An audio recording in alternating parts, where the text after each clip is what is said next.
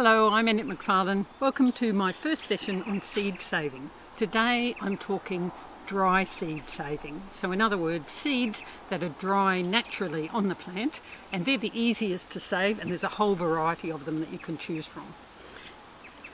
One of the things you may be familiar with, perhaps not with this one, but things like peas and beans. So anything that is a pea or a bean shape, in this case this is a native cassia, the seed inside is dry, and so it's really easy to save. But it also extends to other native plants that we might have. So things like, this is a melaleuca, and it has seeds on it that dry really readily, right through to things like lettuces, calendulas and marigolds, different seeds that I have here, right through to things like this amazing looking seed pod that's occurred on the Strelitzia, so the bird of paradise plant. So a few things you'll need to start when you embark on dry seed saving. Firstly, you need something to collect the seeds in, and I find that paper bags are the easiest. You can use old envelopes, they're quite good for larger amounts of seeds, anything at all that's paper, and that's basically just to collect your seeds initially and to dry them to the next stage. I'm never without, I have to admit, a paper bag and a pen in the glove box of the car, because when you're out and about you'll often see something. In fact, you'll find paper bags and pens in my handbags as well, because you can often grab seeds while you're out and about. In terms of drying the seeds then, paper is good, but I also find these are good. So sometimes people buy these sorts of cloth bags, and they're for either putting laundry in or for buying fruit and storing your fruit in the refrigerator rather than using plastic bags. So I find those really terrific for big bunches of seed, and I can actually put the seed inside and then just hang that undercover. So we've got an undercover veranda out of the sun, but where it gets good warmth and it's protected from the rain. So the seeds dry really well in those, and even small seeds don't come through because the mesh is so fine. So you'll find those in supermarkets and $2 stores and that type of thing. The other thing you'll need for your seed cleaning is a variety of different sieves. So you can use ones that you use in the kitchen, but again, I usually go around second-hand stores or $2 stores, and you'll find that you get all different sizes and different grades of mesh. There are commercial seed-saving sieves that you can buy, but they're several $100s to buy a set of them, and I think these work just as well for most people. So the hardest thing I think for anyone to learn initially is, when is the seed ready? And most people either harvest their seed far too early or far too late. So take, for example, something like this little white salvia here. It's a great little one that pops up all over the garden, and I've given lots of seed away to people. The stage that we want to save it at is when it basically is completely dead and looks like this. So you leave it right until this stage. I would pick these, pop them into a paper bag, and then write the name and the date on the outside. Often I'll write where I've collected it from as well, and then put that into a paper bag and let it dry. And eventually, maybe 3 or 4 weeks later, or even longer, it'll get to the stage where I can just put it through a sieve. All the seed will come out naturally. You can be quite tough and crush it in the bag, and you can get the seed out of that. Now, that spike seed there and spike flower is probably something that you might recognise as looking like perhaps a any other sort of salvia or a basil plant. Any of your lamiaceae plants, so things like rosemary, lavender, thyme, all have this sort of flower spike, so the same applies to them when you're saving the seed. When it comes to lettuce seed is ready about 3 days after flowering. So you get a little flower, usually yellow flower, on your lettuce plant once it's gone to seed, and then you get these fluffy tops. Looks a bit like a weed because it's the member of the Asteraceae family, and our daisy family. A lot of our daisy plants are actually members of this same family, so the characteristics are the same. And this one I've dried maybe for about a week or 10 days, I suppose. And you can choose, if you want to just put a string around and hang that up. You put it in the garage or something like that, or in the laundry. You just have to be careful that one day you don't come out and the seed's all over the floor, which is where these little bags come in, because you can actually bag it around it and collect the seed. So if I just pick off one of these seed heads, and I've done a few earlier for you, you can see that the seed is quite, on this case, quite large and black, and that sits there ready to be then just put into a sieve and cleaned, ready for the next stage. When it comes to our native plants, sometimes they can fool you a little bit. So here's an example of a Melaleuca, and you can see here is the current season's flowering. Down here we've already got some seed pods that have formed, and often people think that's the stage to collect them at, but unfortunately you have to wait longer than that. Now I only picked these ones here just the other day, but I was careful to pick well down the stem. So you can see this is a spent flower, and here is where it flowered last year. And that seed, you can see, is coming out all over the place, but it's very, very fine. So it just looks like dust, and it'll just drop out into a paper bag or a plastic bag even when it's at this stage. So the trick is to make sure that you look down the stem. There's a larger one here.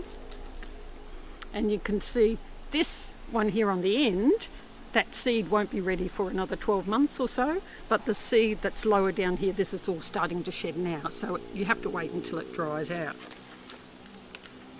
Now, sometimes seeds are reluctant to come out of their container, and if we look at something like this with a Banksia cone, the seeds are actually hidden in under all the remnants of the flowers there, and then it gets to this sort of stage, and you can see these little protrusions here are where the seed is hiding. And if you leave the cone for a very long time and it dries out, you'll gradually find that these little mouths start to open, you know, just like the big bad Banksia men in the story. But if you're impatient, you can actually trick the seed by heating it. So I just took a little bit of a blowtorch to this one, but you can also wrap it in foil and put it in a warm oven. You could put it in foil and put it on the barbecue and toast it, or you can expose it directly to a flame. And it's quite magical, really, and normally this is where it comes with a warning, don't do this at home, but in actual fact I'm encouraging you to do this because it's really great fun to watch the seed capsule sort of open before your eyes.